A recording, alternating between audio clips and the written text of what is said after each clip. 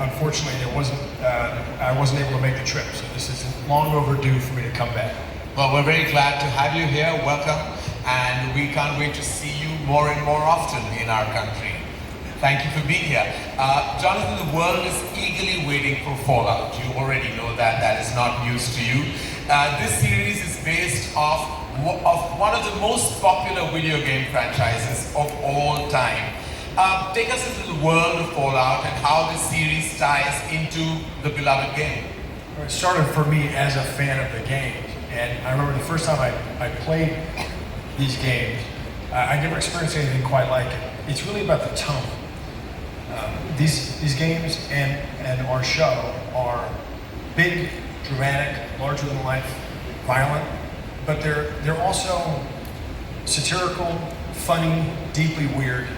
I'd never experienced anything quite like these games, and we cannot wait for India and the rest of the world to experience the series. Well, the stage is set already. Everyone is waiting. Ella, the show is based on a post-apocalyptic world. How does one prepare, really, for such a role? I think the thing to remember with this show is it's not just any post-apocalyptic show. It's Fallout. It's a mixture of tones, shall we say. It's funny. It's not just bleak and depressing. Obviously, it's political. It has to be. So preparing for this really was about stripping back and starting with a blank slate. Someone who is completely innocent and put them in Fallout and see what happens. All right. Mike, if you had to describe the series in just 3 words, why audiences around the world should watch this show, what would it be? Well, I'd say epic, high octane, and dangerously funny. That's not 3 words, I think. That was fun. You're allowed anything. This is your platform. You can say what you want to. No one's stopping you. Jonathan, I believe you have something very exciting for us today. Can you share what that is? We do. We've got a moment for you from the second episode. We talked a lot about developing the show, the movie The Good, the Bad, and the Ugly, because part of the experience of the games, you get to make decisions. You get to determine the moral direction that your character goes in. For us, for the series, we needed 3 characters to convey that idea. Ella's character, Aaron's character, and Walton's character. And so we're going to show you the moment in episode 2 in which all 3 of these fascinating, dangerous characters first encounter each other. Okay, fantastic. All right. Thank you, Mike. Thank you, Jonathan. We're gonna take a step aside because I would like you to cue what's coming up next.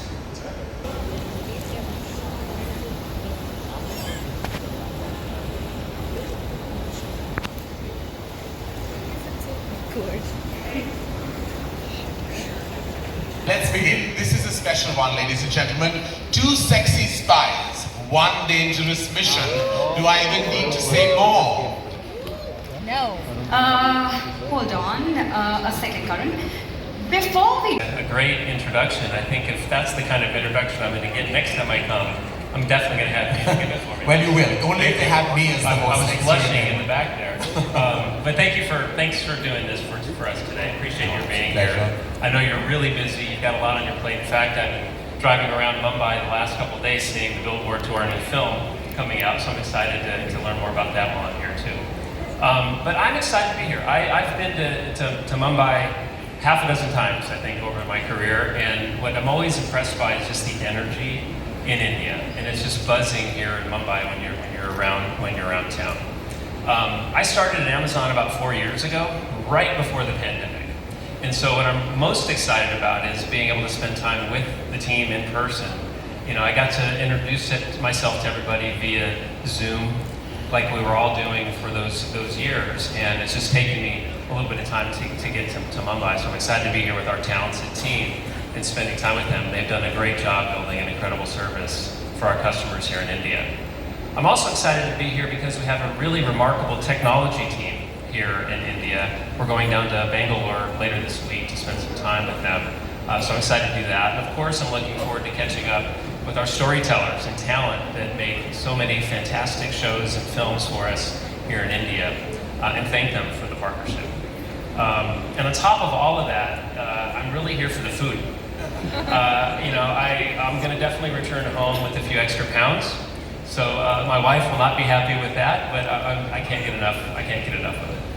Well, thank you for all of that, Mike. And of course, the food does set us apart from every other cuisine in the world. But I leave everyone for that food for thought, that this was an incredible lineup that we just saw. I mean, it was just breathtaking. The kind of diversity of content in terms of movies and series and the abundant talent on display was just breathtaking. And so congratulations to your spectacular team in India who have done such an incredible job for pushing boundaries and really taking content to an altogether different level. Prime Video has a huge worldwide business and is also more than just a subscription streaming service, and we all know that. Can you talk to us and run us through about your approach to building what is essentially a global media business?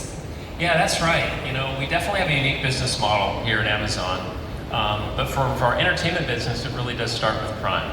And when you think of Prime, you think of shopping and shipping. Right. Think of music, gaming.